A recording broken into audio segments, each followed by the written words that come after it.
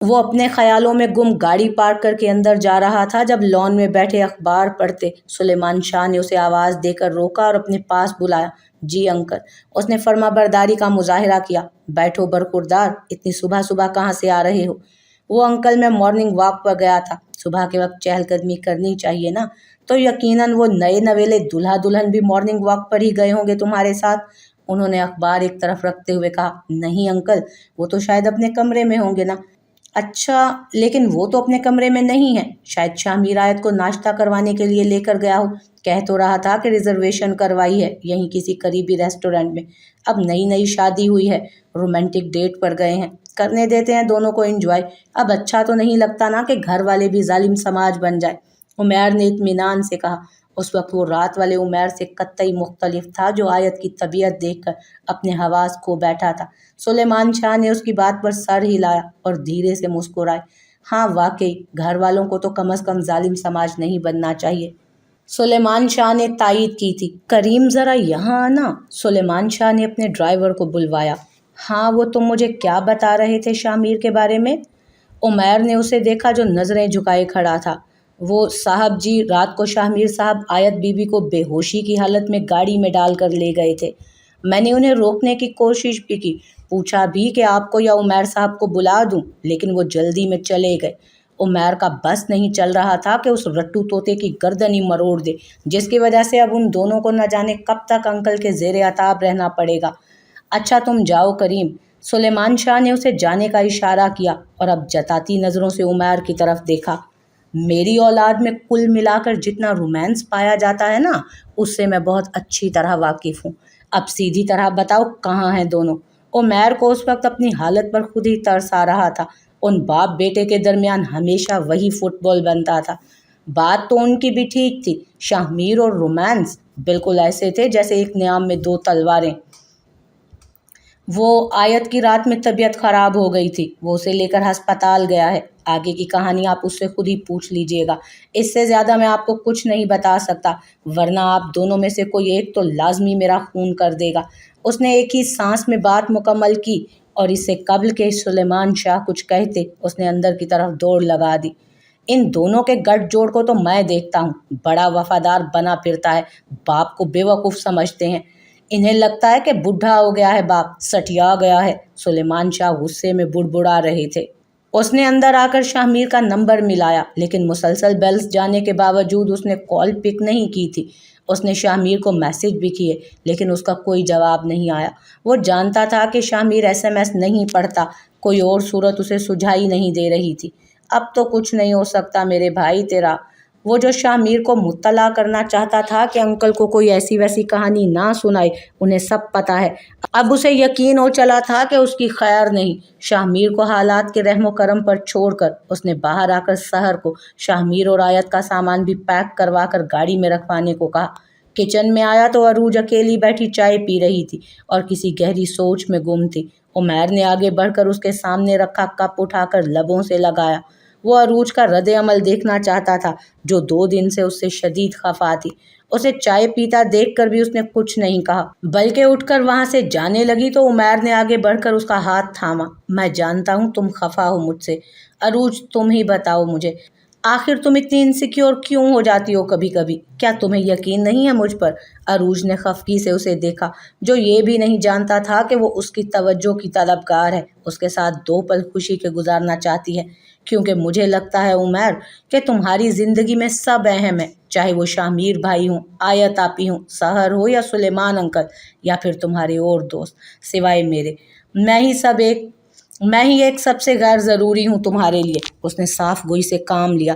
عمیر اس کی اسی ایک رٹ سے جھنجھلایا تھا۔ جو اہمیت تم چاہتی ہو نا عروج، اس اہمیت کے لیے ابھی ہمارا رشتہ ادھورا ہے، اسے مکمل ہو لینے دو۔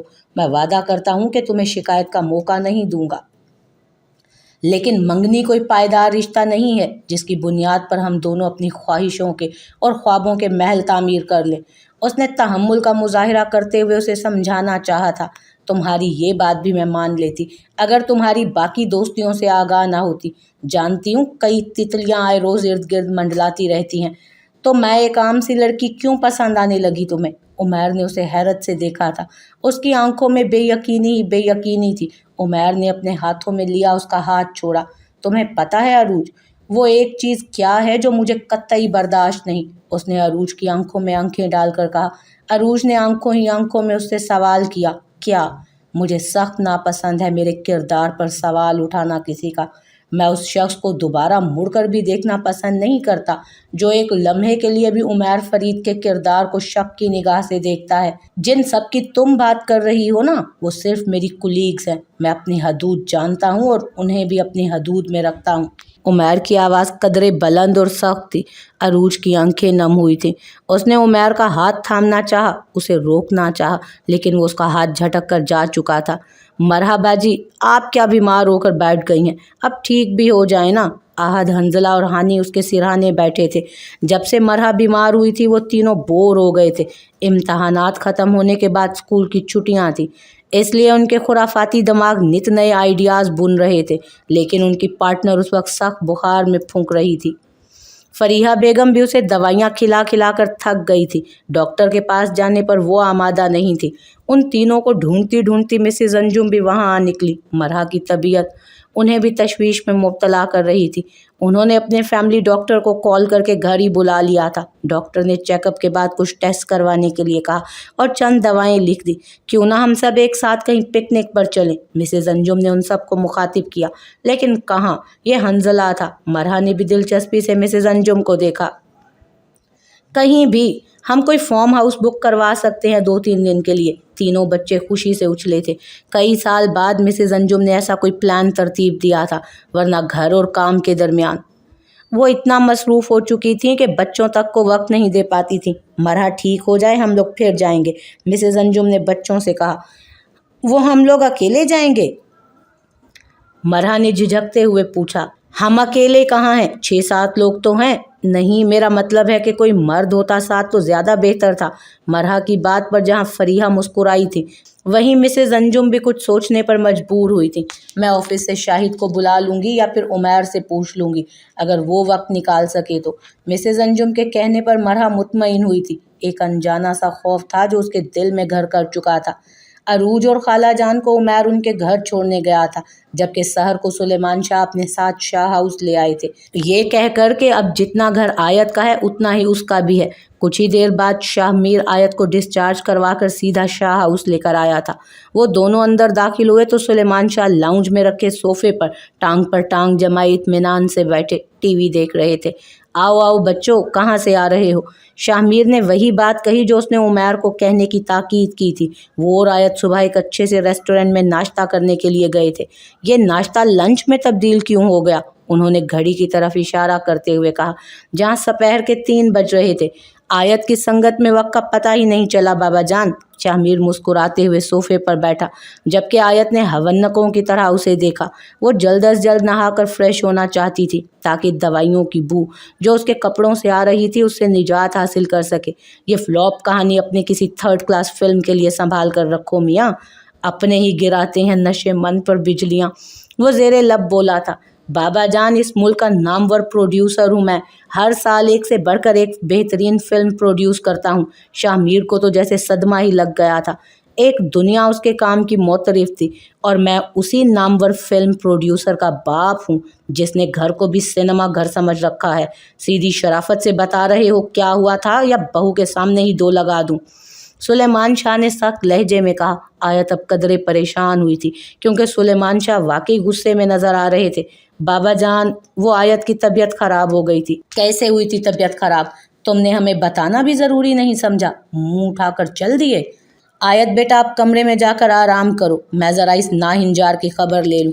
बहुत बड़ा हो गया है ये। शाहमीर ने इस कदर बेइज्जती पर नजरें उठाकर आयत को देखा तो वो परेशानी से उसी को देख रही थी। न जाने क्यों आज खोजने पर भी उसे आयत में उस बचपन वाली आयत की झलक नजर ना आई जो हमेशा बीजान और बाबा जान से उसकी शिकायत लगाकर उसे डांट पड़वाती थी और फिर खिलखिलाकर हंस देती, उसका मजाक उड़ाती। यही वजह थी कि शाहमीर उसे चिढ़ने लगा था।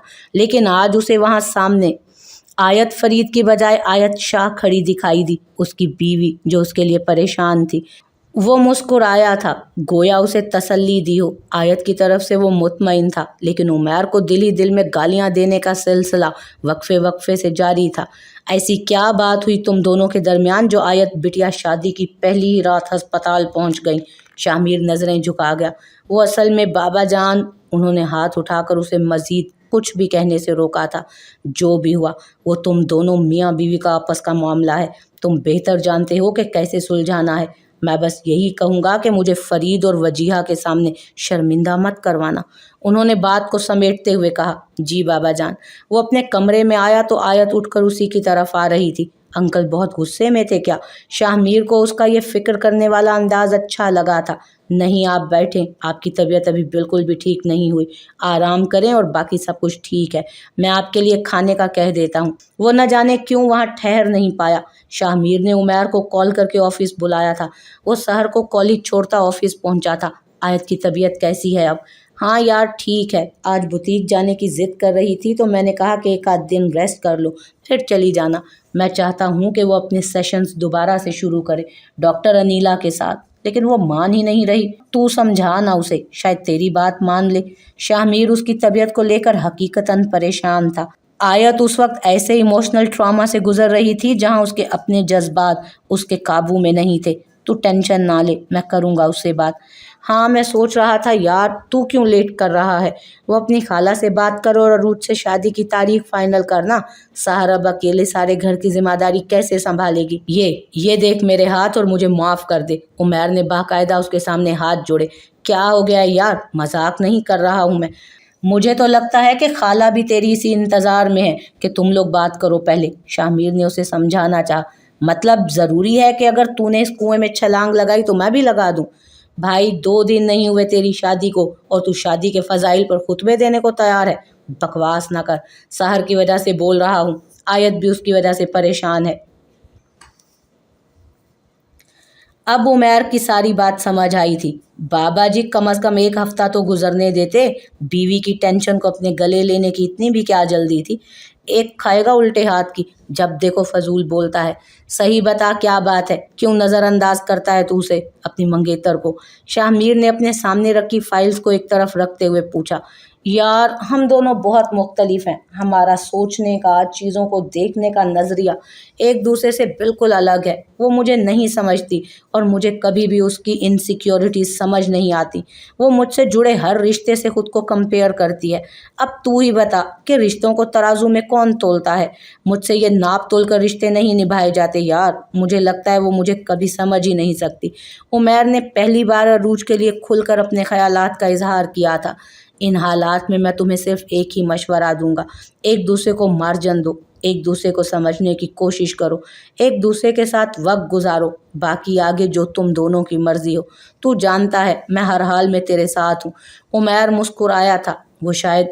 वो शामिर से मिलकर चंद एक मीटिंग्स के बाद सीधा घर आया था। अमाया की कॉल्स भी उसने नज़रअंदाज की थी और उससे मिलने के लिए भी वो नहीं गया था। सुलेमान शाह और शामिर के ऑफिस जाने के बाद वो कमरे में आ गई थी। नई मुलाजमा कमरे की सफाई करके जा चुकी थी। उसे शादी से कबल ही शामिर ने खसूसी आयत के लिए कामों के लिए रखा था। पुरानी मुलाजमा अक्सर किचन में मसरूफ़ रहती थी या घर की सफाई सुथराई के कामों में लगी रहती। पहले घर में सिर्फ 2 ही लोग थे तो ज़्यादा काम नहीं होते थे, लेकिन आयत का ख्याल करते हुए शामिर ने कुछ दिन कबल ही उसे सारा काम समझा कर रख लिया था और ज़रूरी काम भी समझा दिए थे सारे, ताकि उन्हें या आयत को कोई और मसला या परेशानी ना हो। उसका आज डॉक्टर अनीला के साथ अपॉइंटमेंट भी था, तो उसने अपने कपड़े निकालकर नाइला को इस्त्री करने के लिए दिए और बाकी कपड़े सूटकेस से निकालकर अलमारी में सेट करने लगी। वो कल से अब तक सारा वक्त शाहमीर के रवैये के बारे में सोचती रही। उस वक्त उसकी सोचों का मरकज़ भी वही था। शादी से कबल इस रिश्ते को लेकर वो कई खदशात का शिकार थी, जिसमें शाहमीर का रवैया भी शामिल था, लेकिन शाहमीर ने उसे एक पल के लिए भी नज़रअंदाज नहीं किया था और ना ही वो उससे उखड़ा उखड़ा सा था, जैसे वो ज़बरदस्ती उसकी ज़िंदगी में शामिल कर दी गई हो, बल्कि वो तो मुसलसल उसके साथ था, उसका ख्याल रख रहा था, ये जाने बगैर कि वो दुरुस्त कर रही है या नहीं और उसकी ज़िंदगी पर क्या असरात मुरतब हो सकते हैं وہ جانے انجانے میں ہی شہزاد اور شاہ میر کا موازنہ کر رہی تھی۔ اپنا کام مکمل کر کے اس نے نائلہ سے چائے کے لیے کہا اور خود کمرے میں آ گئی۔ گو کہ وہ بچپن سے اس گھر میں آتی جاتی رہتی تھی، لیکن جو احساسات اس وقت تھے اس کے وہ بالکل نئے تھے اس کے لیے۔ آج وہ جس رشتے اور جس حق ملکیت کے ساتھ اس گھر میں موجود تھی وہ سب یکسر نیا تھا۔ کمرے میں ہر چیز مخصوص ترتیب کے ساتھ سلیقے سے رکھی گئی تھی۔ شاہ میر کے نفاست پسند مزاج سے وہ بھی بخوبی واقف تھی۔ اسے ہر چیز ہمیشہ اس کی جگہ پر چاہیے ہوتی تھی، بالکل سلیمان انکل کی طرح۔ وہ وہاں موجود ہر شے کا جائزہ لے رہی تھی۔ نائلہ نے اسے چائے لا کر دی۔ وہ کپ ہاتھ میں لے کر بیٹھی ہی تھی جب شاہ میر کمرے میں داخل ہوا۔ مجھے آج سے پہلے پتہ ہی نہیں تھا کہ تمہیں سفید رنگ اتنا پسند ہے کہ تمہارے کمرے میں صرف ایک یہی رنگ ہر شے پر غالب ہے۔ آیت اسے دیکھ کر مسکرائی۔ وہ اسے کہہ کر گیا تھا کہ وہ ڈاکٹر انیلا کے کلینک لے کر جانے کے وقت پہنچ جائے گا وہاں، اور وہ وقت سے پہلے وہاں موجود تھا۔ کریکشن پلیز، تمہارا نہیں ہمارا کمرہ۔ وہ کوٹ کے بٹن کھولتا ہوا صوفے پر بیٹھا تھا۔ ہاں، مجھے سفید رنگ پسند ہے کیونکہ یہ رنگ بابا کو پسند ہے۔ آیت نے اسے دیکھا، وہ کافی تھکا ہوا لگ رہا تھا۔ ایسا کیوں کہ جو رنگ انکل کو پسند ہوگا وہی تمہیں بھی پسند ہے؟ تمہاری اپنی کوئی چوائس نہیں ہے کیا؟ بس ایک ہی دن کی عزت لکھی تھی قسمت میں، شاہ میر نے ٹھنڈی آہ بھرتے ہوئے تعصب سے کہا۔ کیا مطلب؟ وہ اس سے کیا پوچھ رہی تھی اور وہ کیا کہہ رہا تھا؟ آیت کے استفسار پر وہ اٹھ کر اس کے پاس آیا۔ یہی کہ ایک ہی دن میں آپ واپس آپ سے تم پر آ گئی۔ رہنے دیں، آپ کے بس کی بات نہیں ہے مجھ غریب کی عزت کرنا۔ کیا عزت آپ جناب سے مشروط ہوتی ہے؟ ہاں، تو آپ نے سنا نہیں کہ پہلے کی عورتیں اپنے خاوند کا نام تک نہیں لیتی تھیں، عزت سے آپ جناب کہہ کر پکارتی تھیں۔ تو اب میں یہی سمجھوں نا کہ میری بیوی میری عزت تک نہیں کرتی؟ آیت نے اس کے چہرے کو غور سے دیکھا، جہاں مزاح کا شائبہ تک نہیں تھا، وہ بالکل سنجیدہ تھا۔ آیت روحان سی ہو گئی۔ شاہ میر جو کافی دیر سے بمشکل ہنسی ضبط کیے ہوئے تھا، کہکا لگا کر ہنس دیا۔ آیت نے پہلے حیرانی اور پھر اس کی حرکت سمجھ کر بعد میں آنے والے غصے سے اسے دیکھا اور ہاتھ بڑھا کر تکیہ اٹھا کر اس کی طرف پھینکا، جسے اس نے بخوبی کیچ کر لیا۔ بہت برے ہیں آپ شاہ میر، اس نے ناراضگی سے کہا۔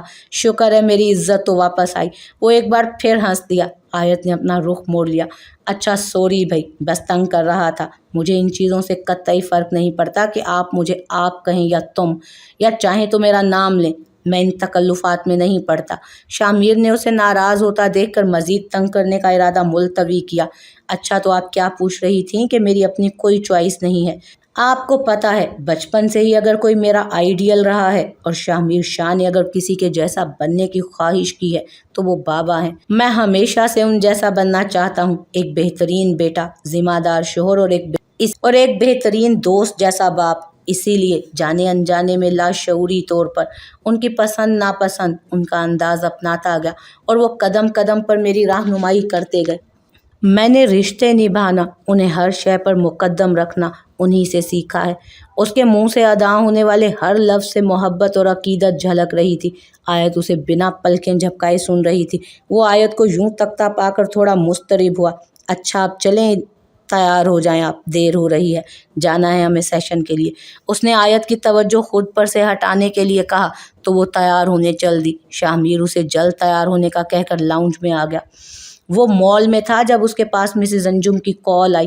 وہ اسے اپنے ساتھ فارم ہاؤس چلنے کے لیے کہہ رہی تھی۔ عمیر نے ان سے معذرت کر لی اور شاہ میر اور آیت کو ساتھ لے جانے کی آفر کی، جسے مسز انجم نے قبول کر لیا۔ اس نے شاہ میر کو کال کر کے مسز انجم کے ساتھ جانے کو کہہ دیا تھا۔ اس وقت اسے کچھ بھی اچھا نہیں لگ رہا تھا۔ ذہن بار بار اپنے اور عروج کے رشتے کی طرف جا رہا تھا۔ اسے سمجھ نہیں آ رہا تھا کہ وہ اس بگڑتے رشتے کی ناؤ کو کیسے سنبھالے، عروج کو اپنا مدعا کیسے سمجھائے اور اس کی خواہشات کے مطابق خود کو کیسے ڈھالے۔ کئی الجھنیں تھیں لیکن حل بتانے والا کوئی نہ تھا۔ وہ جس ضروری کام سے مال آیا تھا وہ بھول چکا تھا۔ اس نے امایا کو کال کر کے مال کے کیفیٹیریا میں ہی بلا لیا، جو مسلسل اس سے ملنے کی ضد کر رہی تھی۔ کہاں غائب ہو تم؟ امایا نے آتے ہی شکوہ کیا۔ اس نے اس کے سوال کو نظر انداز کرتے ہوئے اسے سرتا پیر دیکھا۔ میں تو یہی ہوں، تم کہاں سے آ رہی ہو؟ عمیر نے اسے بیٹھنے کا اشارہ کیا۔ میں ایک فرینڈ کے ساتھ تھی، جب تمہاری کال آئی تو یہیں قریب میں ہی تھی۔ اس نے اپنے تازہ تازہ کرل کیے ہوئے بالوں میں ہاتھ پھیرا۔ عمیر اب بھی اسے حیران پریشان نظروں سے دیکھ رہا تھا۔ जो उस वक्त नीम उरिया कपड़ों में कहीं से भी उसकी दोस्त अमाया नहीं लग रही थी। आज से पहले ऐसी ड्रेसिंग उसने कभी नहीं की थी। वहाँ मौजूद लोगों की नज़रें उन्हीं दोनों पर थीं। उमैर, कहाँ खोए हुए हो? हाँ, कहीं नहीं, मैं तुमसे मिलना चाह रही थी। असल में तुम्हें एक पार्टी में इनवाइट करना है। मेरी एक दोस्त की बर्थडे पार्टी है, वो तुमसे मिलना चाहती है। मेरे फ़ोन में एक आध बार तुम्हारी तस्वीरें देखकर फ़ैन हो गई है तुम्हारी, अमाया ने मुस्कुराते हुए कहा। उमैर को ना जाने क्यों उसके रवैये में कुछ अजीब सा महसूस हुआ। अच्छा, उमैर ने यक लफ्ज़ी जवाब दिया। मैं तुम्हें एड्रेस मैसेज कर दूंगी। इसी वीकेंड पर है पार्टी, तुम्हें ज़रूर आना है। उमैर ने उससे प्रॉमिस किया। यही उसका बर्थडे गिफ्ट है मेरी तरफ से उसके लिए। उमैर ने इस बात में सर हिलाया, सामने रखा पानी का ग्लास लबों से लगाया और एक ही सांस में खाली कर दिया। उसे वहाँ अब घबराहट महसूस हो रही थी। अच्छा, मैं चलती हूँ, मुझे कुछ काम है, तुम ज़रूर आना। इससे कब्ल के वो अपनी जगह से उठती, उमैर पहले ही वहाँ से जाने के लिए उठ खड़ा हुआ था।